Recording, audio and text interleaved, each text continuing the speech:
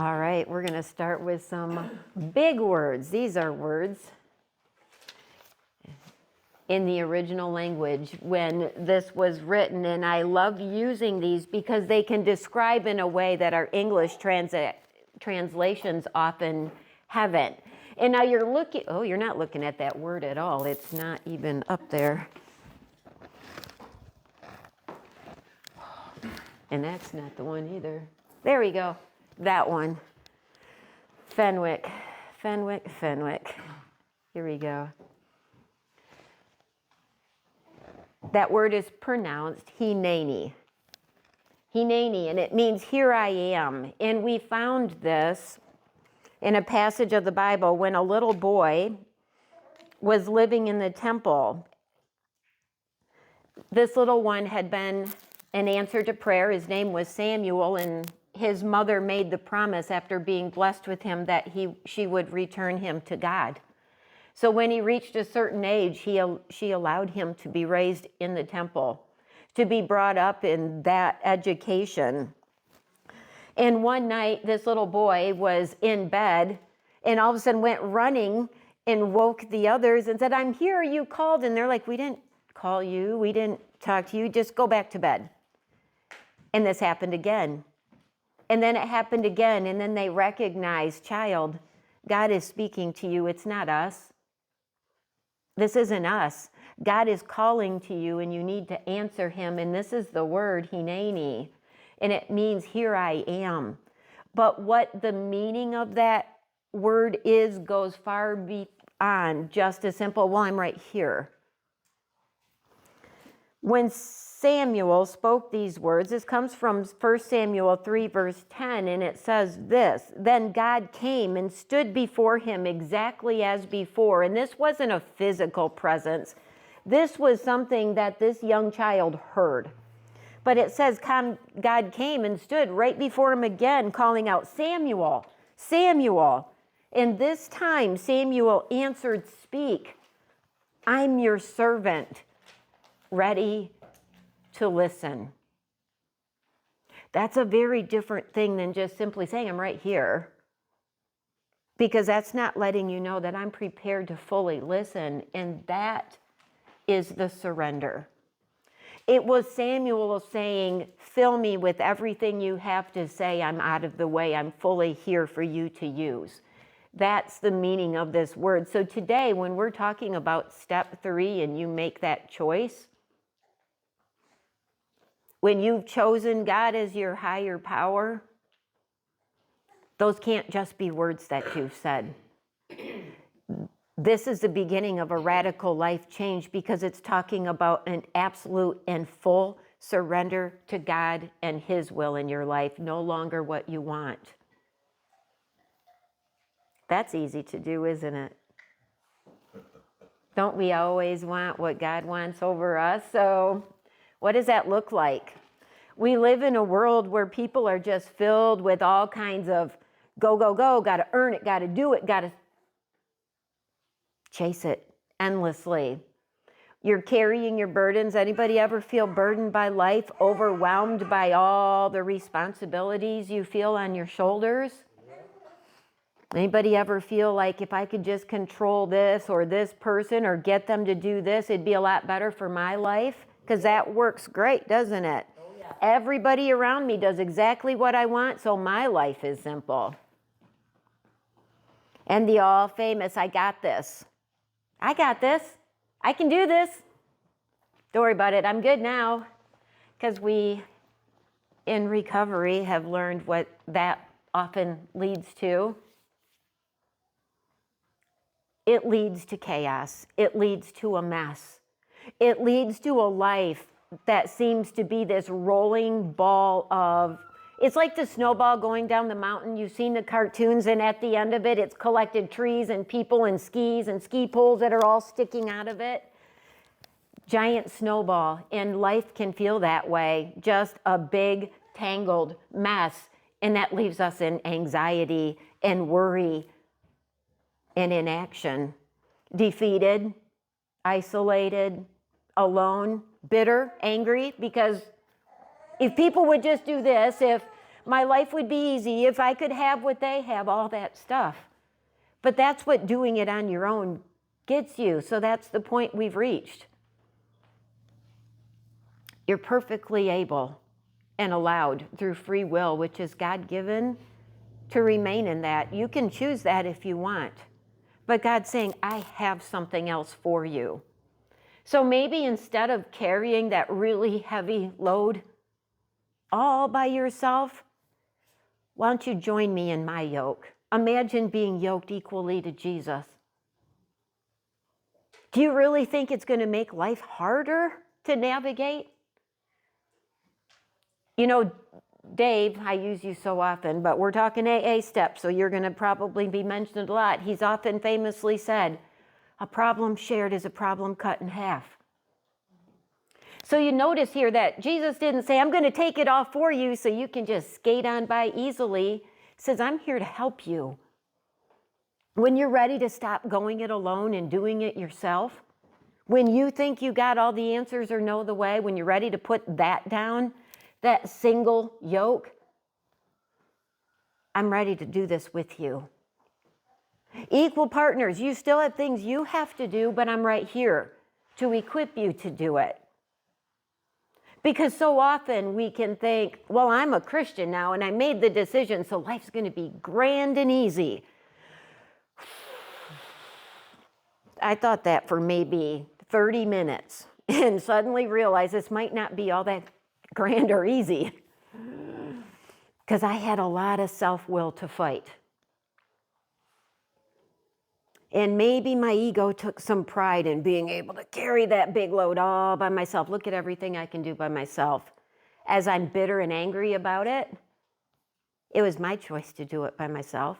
It was my choice to take on yet another project or say yes to another thing or do another thing or.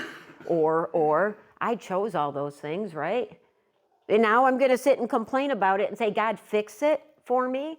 He goes, well, I'm right here prepared to help you, to show you the way.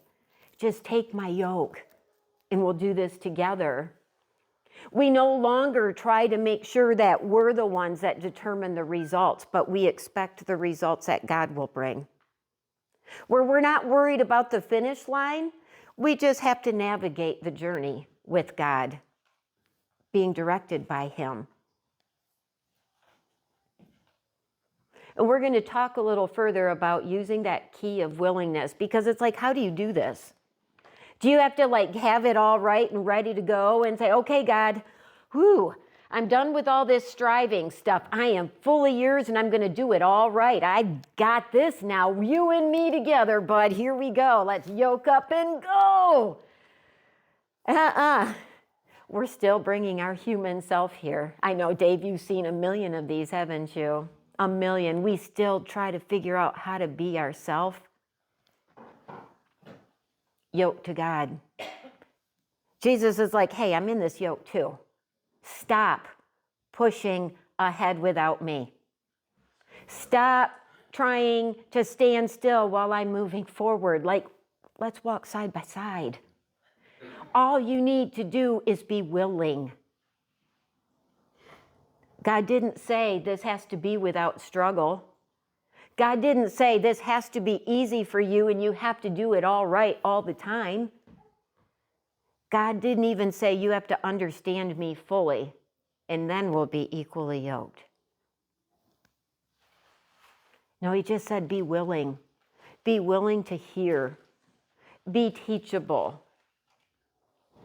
Can you just be willing to do this? That's all I'm asking. And why? Because He's promised that instead of that chaos and anxiety that we deal with, compared to that, how does peace in the stillness sound? Does anybody think that sounds awful? Does anybody here say, I absolutely don't want that? No, thank you. Peace doesn't sound good at all. Stillness? Are you kidding me? I want chaos and anxiety. Sign me up. It sounds ridiculous when you say it that way, but don't we choose that every day? This has been deeply convicting because I am being shown plainly how much ego I still have to knock down. Anxiety has no place in my life because I've said that I trusted God. I said I'm a Jesus girl. I said, use me, I'm yours. Filled with anxiety, why? Why do I worry? Why am I stressed? If you're gonna worry, why pray? If you gotta pray, why worry? Because you're human too. I'm very human, and my human shows. And God knows that. That's why he says, just keep a willing heart. Just keep coming back. Don't use your failures to say I failed and think that I don't want you. Dave, I watch you with this precious little one. You're not going to reject her if she fails. Come back. Come back and snuggle in. I'm your dad. You know, Abba. Don't forget to see God as Abba. We often see him as this is Yahweh. Fall on my face in terror and fear. That we forget that he's Abba with a lap we can just crawl up into and just be held. Go ahead and fall asleep in those arms while he's loving you. That's peace in the stillness when the storm is going on. That's what I want to sign up for. But this is the option you have. If you're going to choose, what do you want? Because you don't get, you see that nice line in the middle? You don't get to walk that. If you are walking that line straight down the middle and you haven't chosen one side or the other, God has chosen for you. You're going on the striving side. That's pretty black and white. You either choose God fully or you don't. Because God is a jealous God in that aspect. He doesn't allow you to be on the same level as him. He doesn't allow anything else in your life to be on the same level as him. You either choose it all or you've chosen the world. So how do we do this? You just start with the basics. Offer the ordinary. I'm going to read Romans 12, 1 through 2. I better put my readers on or I won't be reading at all. It'll take me 40 minutes to get through these words. So here's what I want you to do. God helping you. Take your everyday, ordinary life. You're sleeping, you're eating, you're going to work, you're walking around life, and place that before God as an offering. Embracing what God does for you is the best thing you can do for him. Don't become so well adjusted to your culture that you fit right into it without even thinking. Instead, fix your attention on God. You'll be changed from the inside out. Readily recognize what he wants from you and quickly respond to it. Unlike the culture around you, always dragging you down to its level of immaturity, God brings out the best in you. He develops well-formed maturity in you.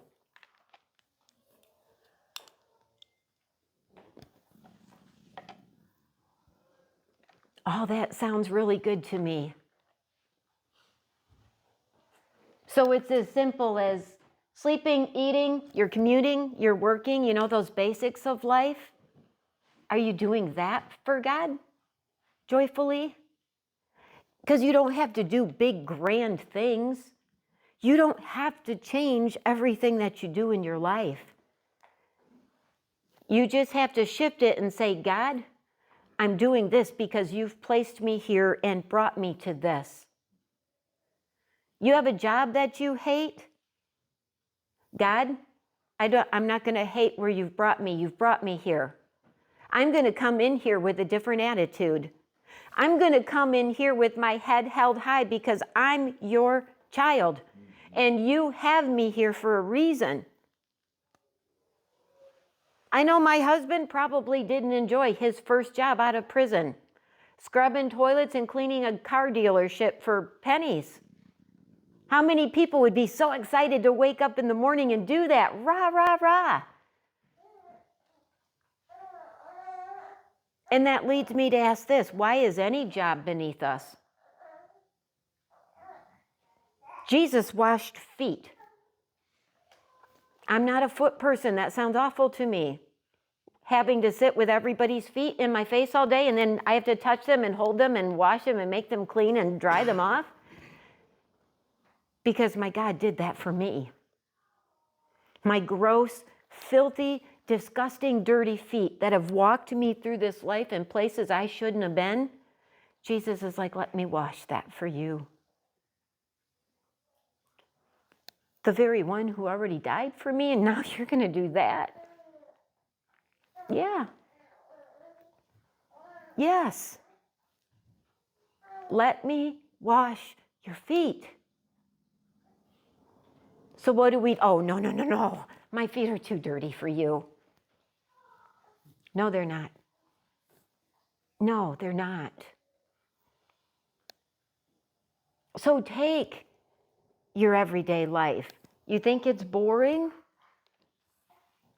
It probably wouldn't be if you gave it up to God fully and said, God, I'm here.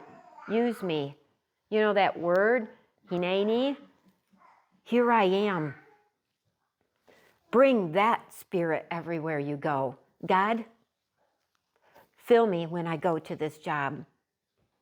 Help me to see why you have me here instead of me focusing on why do I have to do this? This isn't what I want to do. God, I really wish I had braised beef and potatoes and green beans instead of this hot dog and piece of white bread, because that was all I had left in my fridge. How about instead, it's like, God, I'm so deeply grateful. You said you'd provide for my needs. I'm grateful that you even thought of my nourishment. Because I'm telling you, to a starving person, that hot dog and piece of white bread is just as filling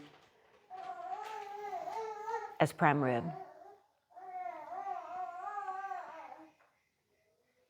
That drive to work, what are you doing? Complaining about where you're going because I really don't like my job? Are you praising God for the opportunity to wake up another day and be his hands and feet everywhere I go? God, if I don't like it here, I imagine there's probably other people here that aren't probably super happy either. So what can I do to bring light here? Oh.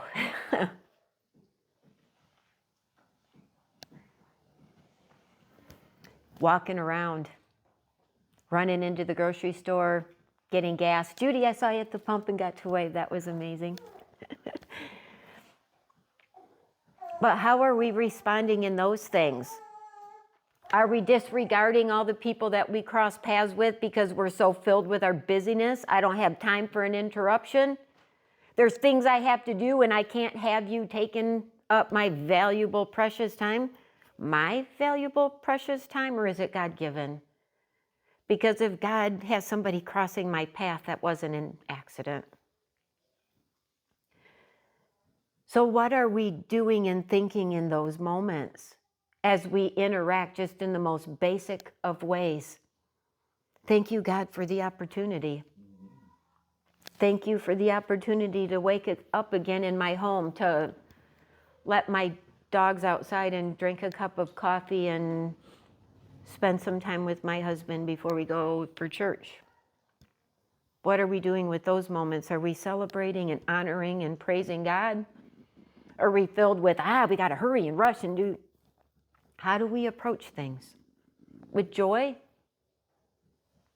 Do we take great delight in the opportunity? Because a lot of people don't.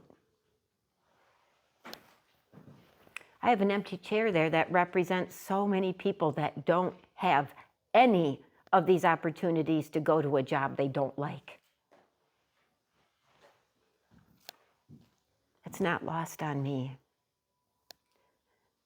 But this is part of that choosing. This is what God is expecting. It's why we find it in the Bible. Give that to me. Give that to me and watch what I can do with it. I can promise you, a job you think you may not like at all could become something that's pretty amazing because I'm God-led and He's working through me. He has me here for a reason. Likely because God is needed in that place. I would imagine if a space is filled with, I don't like being here, you really could use some God presence there, because wouldn't that start to change the environment? How often do we do this? Intentional stillness. Psalm 46, verse 10. Mentioned it before. This is my life verse. I picked this one years ago, and it remains. You can read Psalm 46, 8 through 10. These are God's word to you. Attention, all. See the marvels of God. He plants flowers and trees all over the earth. He bans war from pole to pole, breaks the weapons across his knee. Step out of the traffic. Take a long, loving look at me, your high God, above politics, above everything. Isn't that a timely verse for how things are going today? Our friend Emily that did the haircuts yesterday, her brother's deployed in over there, undisclosed location, and we all know what that means. He was one of those when, the recruitment age got raised to 42. He said, I'll go. He's a man in his 40s that willingly went to boot camp and is serving this country and promptly just found himself deployed to the Middle East. Be still and know that I am God.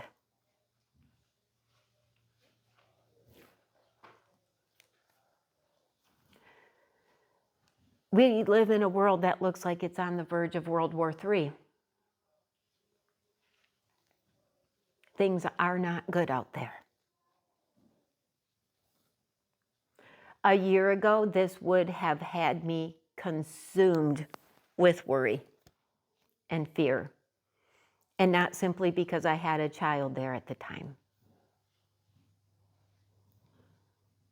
but because in my soul, it's like, is this the one coming to our own country? Because who are we to say at least it's all over there? Just keep it over there and it's okay. Is it really okay? Have you seen the results of what happens? The devastation and the death. Yeah, if they raise the gas prices anymore, I don't know what people are gonna do to get to a job. I know. The fallout of it is just so huge. And while I know that regardless, if it doesn't come here, it can have an effect and prices are high and in this, and you're absolutely right. I'll pay higher gas prices if people don't have to die. I'll pay more for my food if towns and cities aren't leveled. I'll pay more for everything if all of our kids can come back home. I'll gladly give you everything if wars will stop. God takes no joy in slaughter and destruction and mayhem. We were given this world to take care of.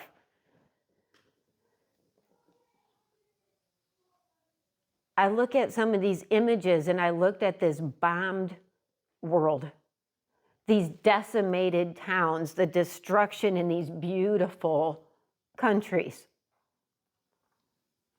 The images of parents running with the bodies of their children, desperate for help that isn't there because their hospitals are gone too. Wars that churn on for years and years and years and years. And I'm really trying to understand how we justify this. And in the middle of all of this, be still and know. Because sometimes I forget just that fast, all of it would come to an end if God said so. Jesus could suddenly stand right there and everybody would fall flat on their face in front of him. We need to live our life knowing that God's already fought this battle and won. And why do we live life in such fear like it hasn't happened that way? It's the only way of being still in the chaos, is having that understanding. But if you choose God, this is what he's expecting you to do. God doesn't suggest, he commands, because he loves you and he knows what's best for you. So if you're like, I'm way too busy for moments of stillness, God's not praising you for being a hard worker. He's looking at you as somebody who has no time for him. Do you trust me or do you not trust me? God says to you, if I made a promise to you to provide all of your needs, why do you live your life like I'm a promise breaker? Like you're going to be the one I won't provide for. It might not look like what you think you need, but you'll likely find out that you've been given exactly what you need. Wants and needs are very different things, and God knows the difference. I've had tremendously long lists of wants that I saw as needs. You know how God showed me that they were just wants? He took them all away from me, and I found out real quick that they weren't needs because I still survived.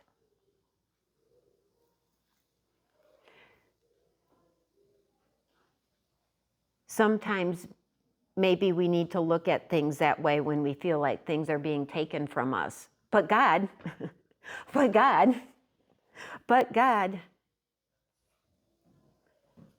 has a way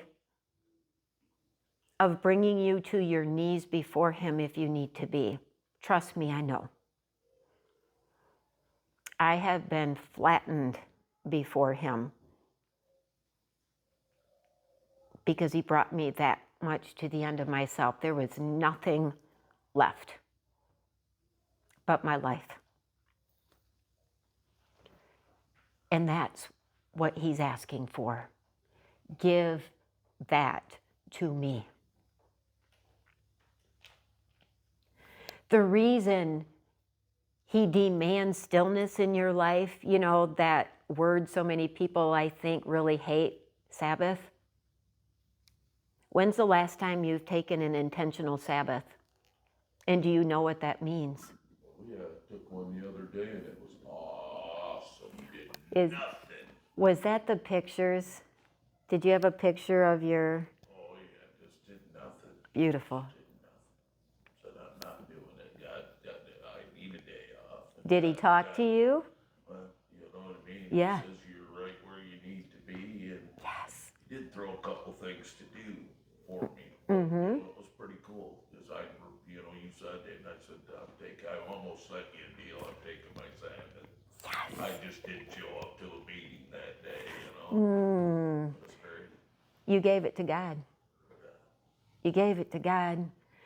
The reason this is a command and why it has to be a regular part of your life, this isn't just a one and done thing. Well, I've done a Sabbath already. I don't have to do it anymore. It's one and done. Like, you must be awfully good to be able to condense a lifetime of Sabbaths into 10 minutes. God demands this because that's when he speaks. And that's when he refreshes. See, they even know it. You cannot hear God and his direction for you if you are constantly busy and going. He'll be like, fine, go ahead. You'll run yourself right into the ground, and I will be there to show you how to do this. We make it so much more difficult than it needs to be. Get out of your way and let God do it. Practice stillness and learn to sit in Him. For people that don't do this often, this can be such a difficult thing to do. That was me. I have a mind that's like, I've got about 47 hamsters and they're all on wheels and they are all going crazy, like all the time. That's how much stuff is bouncing around in here. So I promised God that I was going to be a Sabbath keeper and that I'm going to be still. I'm going to practice stillness. So I can remember so clearly my first attempt. And I sat there and the whole time I kept trying, what am I supposed to do now? How do I, is this still? Am I doing it? What do I have to think about? Well, nothing. You're listening. What am I listening for? No, be still. It was seriously that difficult for me to do, but I kept going back. And I kept going back. And I'm like, God, I don't know how to be still. I felt kind of foolish. I don't know how to be still. But I don't live in a society that's wired for stillness. It's nonstop. There's so much coming at you all the time. And my brain is all the stuff. God will help you if you mean that, if you desire that stillness. God, help me. And then it started, and I just would finish with my time feeling like I made some sense of things, like I had a direction, like I had a clear understanding of a question that I had now that I've been searching for. And all these times I kept wondering, how will I know that God is talking? Well, when that happens. And how do I know if it's God? Does it match who He is and what He says? And it's really easy. If you're not sure about that, just go all the way back to where we started church services with the fruit of the Spirit. Love, joy, peace, patience, kindness, goodness, gentleness, perseverance, self-control, and all those fruit of the Spirit. It's fruit, no S on that. It's not fruits. You don't get to pick one and eliminate the rest. It's fruit. That means those things will be evident. If where you are being led and guided, if the answer you have matches what we have in the Word and matches those attributes of God, God has spoken. We just don't realize it. Because I'm sitting in that stillness waiting to hear God, and I'm like, will I hear it? Like, will it be a sound? Will it be this voice? Like, how is it going to? I overthought every bit of it. Because, us humans do that. How do I do this? No, let God do it.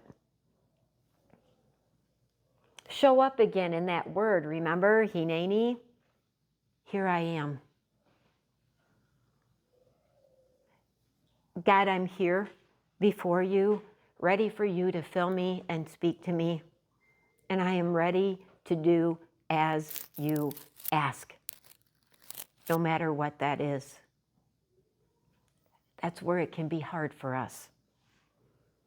But God, I have some ideas if you'd like to use those in your plan for my life. He usually is like, well, that's real cute, but I already have the plan figured out. I know. I gave God so many options to pick from, and He didn't pick any of them. Not a single one of my suggestions. Like, I can make it easy. You're busy. There's a lot of people. So we'll go with my plan. No. True surrender means you will actively want stillness in your life because you want to hear God speaking.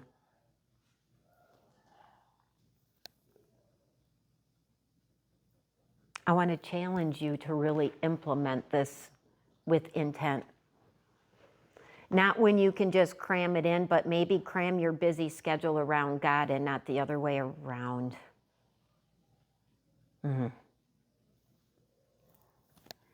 If you want to know where my deepest conviction comes from, that's the one.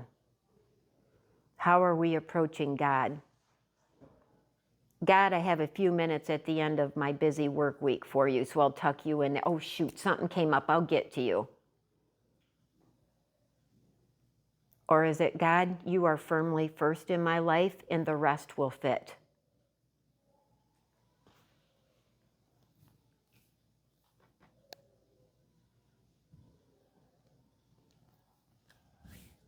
There's that key of willingness we talked about.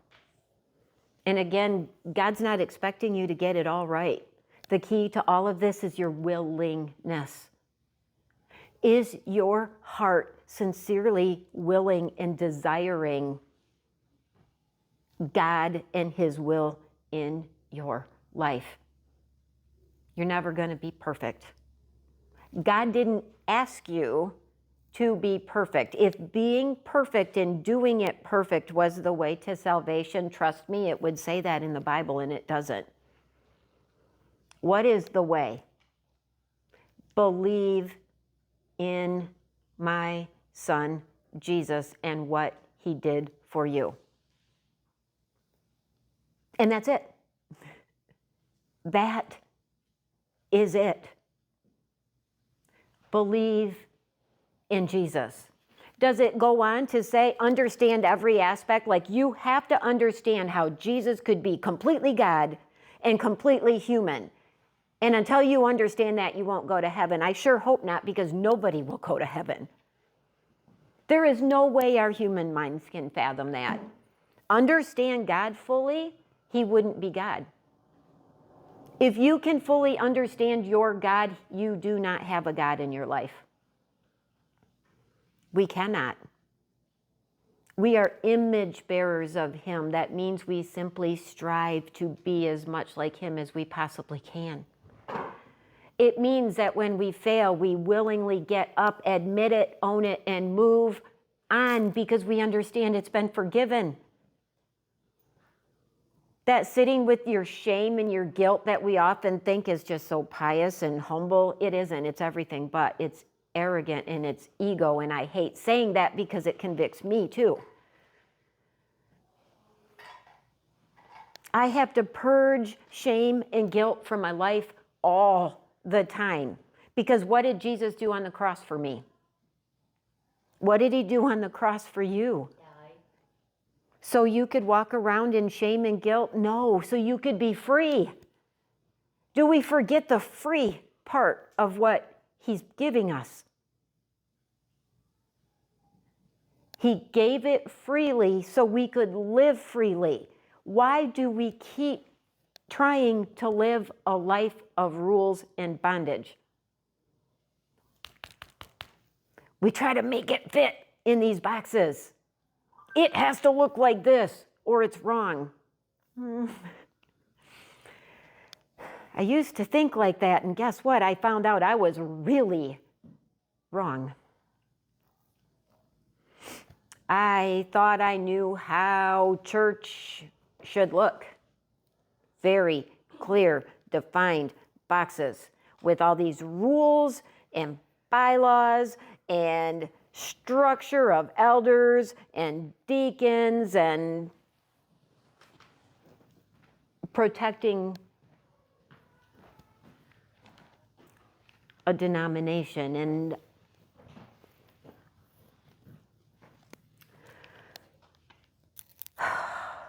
And God isn't a denomination. And He's not a church building. And He's not imaginary.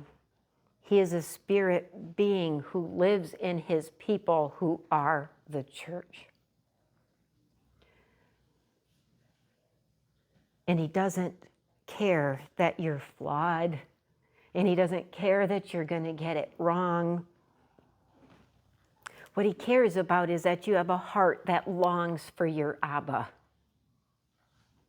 That when things are hard and when you've epically failed your worst and people turn from you and throw you away or get mad at you or yell at you, your Abba's right there. Come here. Come here, kid. No matter what you've done, he will not ever be the one to be harsh and turn his back on you. Can't. He just says, just be willing to know me more. You want to figure it out? You have to listen. Novel concept. But are human beings wired to do more listening or more talking? So how many of you often feel like life looks like this in your mind and head, all the loose ends, and think of that yarn? I've tried to crochet before. I can sew garments. I could do any of that. You want me to knit or crochet, and I'll just, here you go. Here's some crochet hooks in the yarn. You're going to have to do it yourself because my ball of yarn looks like that. But that's often like the thoughts in my head. And then I'm trying to pull the strand out. You know, I'm going to unravel this and fix it. And the knots get bigger and it's getting tighter and it's getting worse. And I should be able to just pull this one and... And that's how we live life so often. And Proverbs 3 talks about this. I'm going to read Proverbs 3, 5 through 12. Some good advice. Trust God from the bottom of your heart. Don't try to figure everything out on your own. Listen for God's voice in everything you do, everywhere you go. He's the one who will keep you on track. Don't assume that you know it all. Run to God and run from evil. Your body will glow with health and your very bones will vibrate with life. Honor God with everything you own. Give him the first and the best. Your barns will burst, your wine vats will brim over, but don't, dear friends, resent God's discipline. Don't sulk under his loving correction. It's the child he loves that God corrects. A father's delight is behind all of this.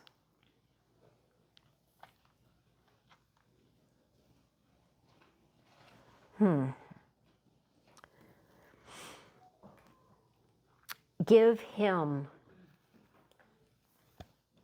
your leftovers. Give him what you have left to give him. Give him a few minutes at the end of a long day when you really want to go to bed and you begrudgingly are like, well, I guess I have to pray. Here you go, God. Give him that.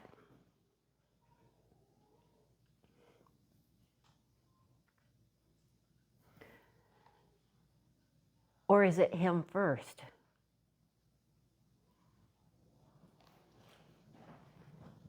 Step 3, there's a lot more to it than you might realize on the surface. Because when you look at it, if you say the words, I'm choosing God,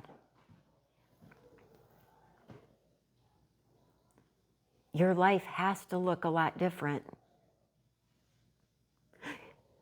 We can't be people that walk around wearing our anxiety and our anger and our bitterness and our frustration everywhere we go. God looks real appealing when he walks around looking like that, right? God doesn't walk around looking like that. Nobody's going to want what I have if I walk around looking like a scowling, angry, leave me alone individual. Because I'm sure Jesus always looked like that, right? Don't approach me. Stay away from me.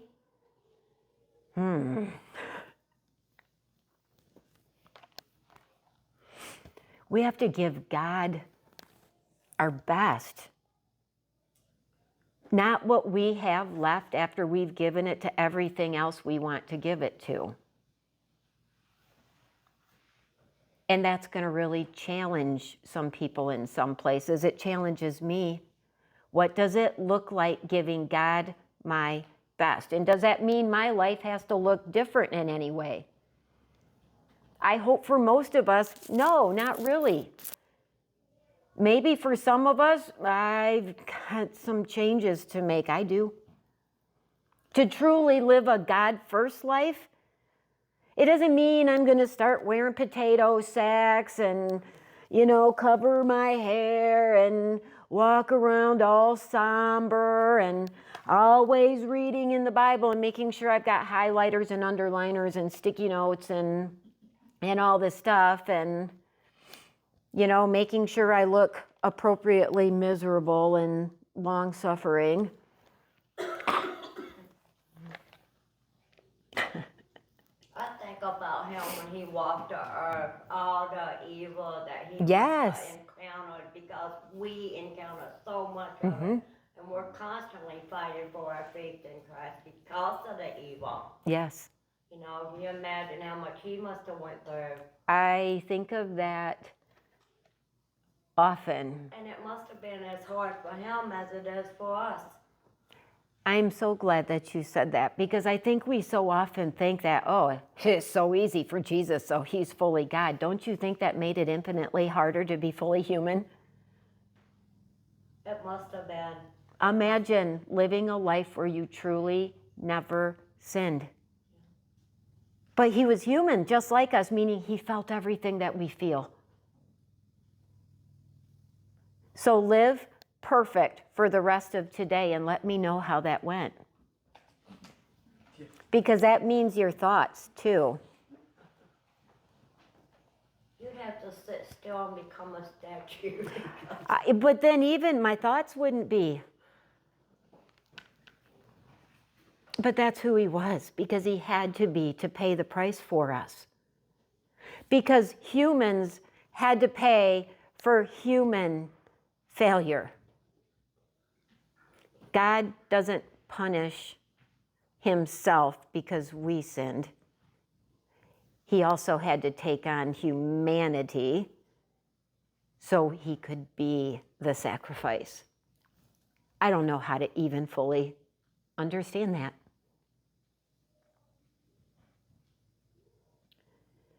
Not only that, he had to make sure that the people understood what he was there for, to teach us. Yes.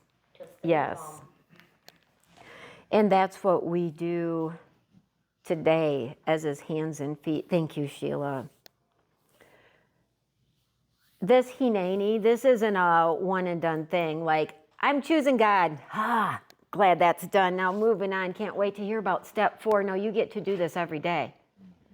Multiple times a day. Over and over. Till it's a routine that includes stillness, willingness, and listening. Over and over and over and over.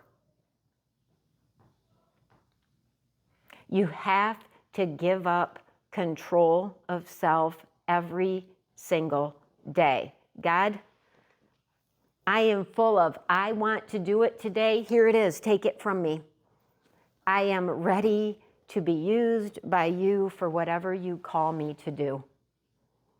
It's unbelievably difficult, but we're not doing it by ourselves.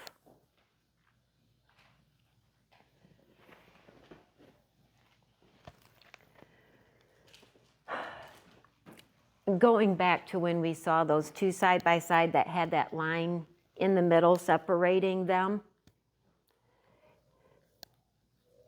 If you say, yes, God, I choose you, you don't have permission to straddle that line. You can't keep one foot fully into, I want to do it my way, but God, I'm choosing you. God doesn't want you. He talked in the Bible about neither hot nor cold, just as lukewarm stuff that I'm going to just spit right out. Fresh hot cup of coffee isn't the same when it's sat for 30 minutes and it's just this stuff. You know those words, but I don't know you. I don't want to hear that. I don't want to hear those words. We need to daily give up control so we don't. Every single day, or as often as you need to, hand it back over. God, use me. Get myself out of the way. Let it be all about you. And let it not be about me. How many problems in this world would be solved if it wasn't a it's all about me world? If it's not a my way or the highway world, or my way is better than your way world, or I want it done my way world, or I want you to do it this way world, or I expect more from you world, or you should have done it different world. What if everybody lived a God first life in this world? What would it look like? Do you really think God would call us to this if it resulted in life being worse for you? Here, come to me so I can make life way worse for you. You think it's bad now, you just wait till I give you what you got coming. Just the opposite. I've got everything waiting for you. Everything. This is what God has waiting for you and what he wants to give you, to live freely and lightly. How many in here genuinely feel like you're living freely and lightly today, right this moment? Or do you feel weighed down and burdened? Because God says, do this. Surrender to me and choose me every single day, and I promise you, if you trust me like that, you just have to be willing. I gave this to you through my Son. Take it. And just remain willing.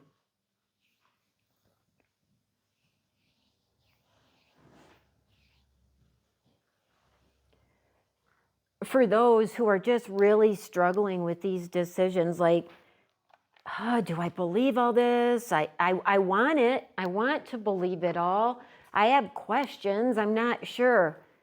God loves that because you're questioning. And he's like, come and find out.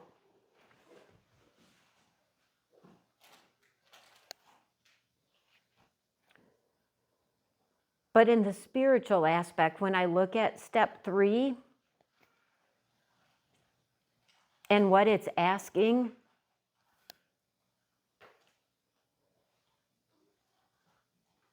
it became a really incredibly heavy thing. This is a big one. This determines the direction of your life, or it should.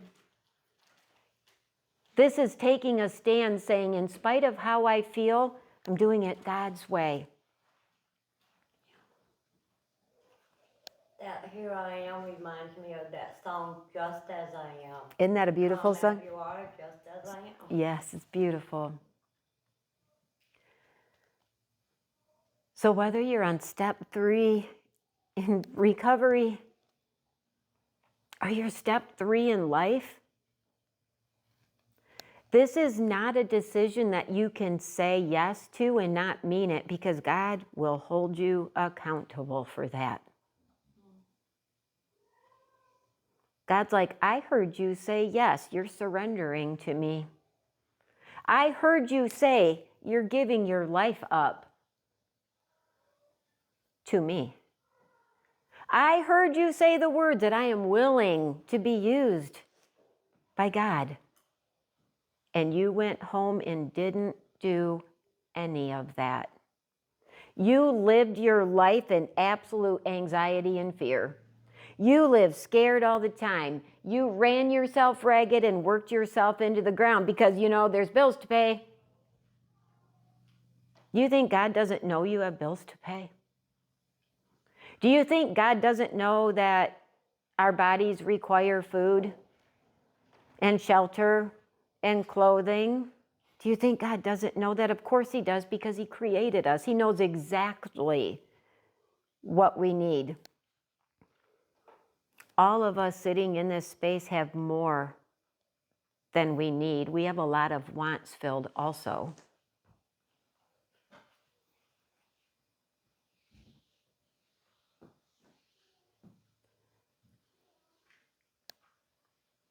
The most difficult thing about this, though, the living freely and lightly,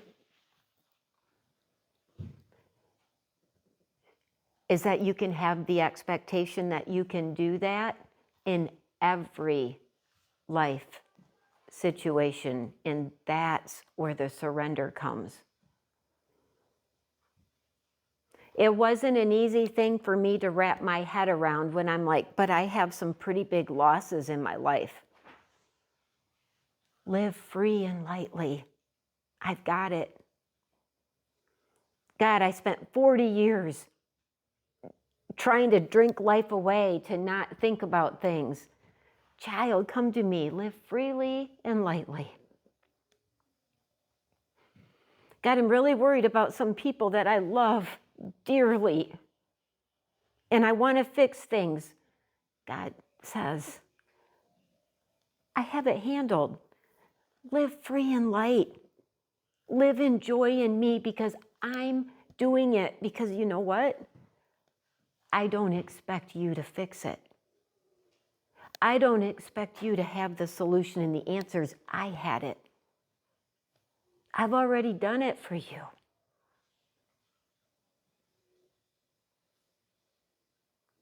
That's why Christians in tremendous loss can still live a life of joy.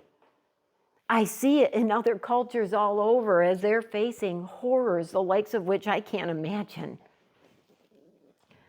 I have no fear that somebody's going to burst through the door and slaughter us here because we're talking about Jesus. We're free to do that. Do we remember our brothers and sisters who don't and who are dying because they're doing what we're doing? Can you imagine? How many of you would have been willing to show up here today if that would have been a possibility? And humanly speaking, those are very real things. But around the world, there's people who do. Because they meant it when they said yes to this step. They were fully all in. And my soul longs to see that kind of faith in our country, because we've got it made easy here. Things are easy in the United States, even when we think they aren't.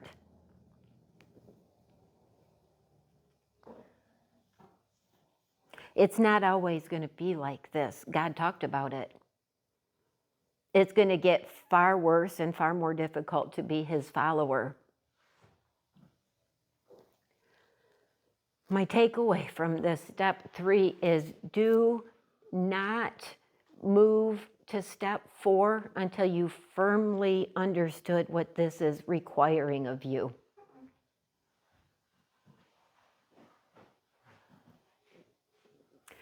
I think a lot of step 3s have been made without fully understanding and meaning the choice that you made.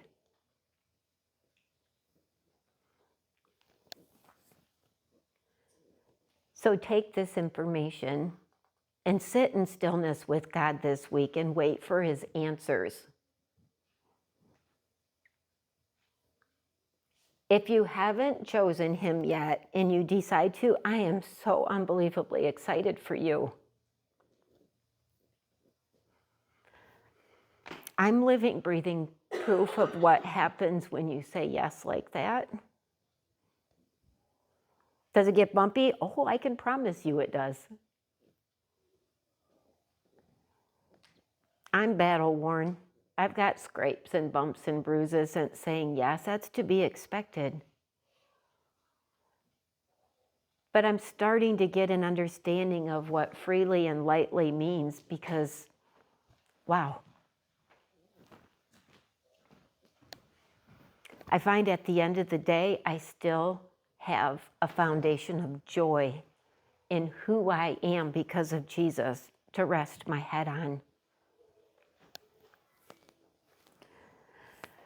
I sure hope that this maybe makes you think a little bit differently about what it actually means to say, yes, I choose you, God.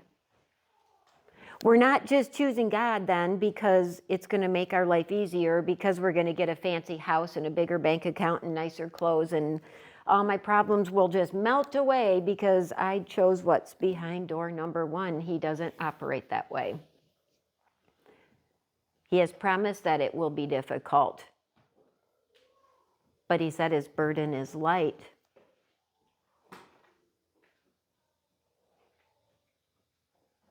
So when he calls, I'm just asking you to consider that, meaning it when you say, here I am. And then watch and see what he will do. Amen. Oh, we will close with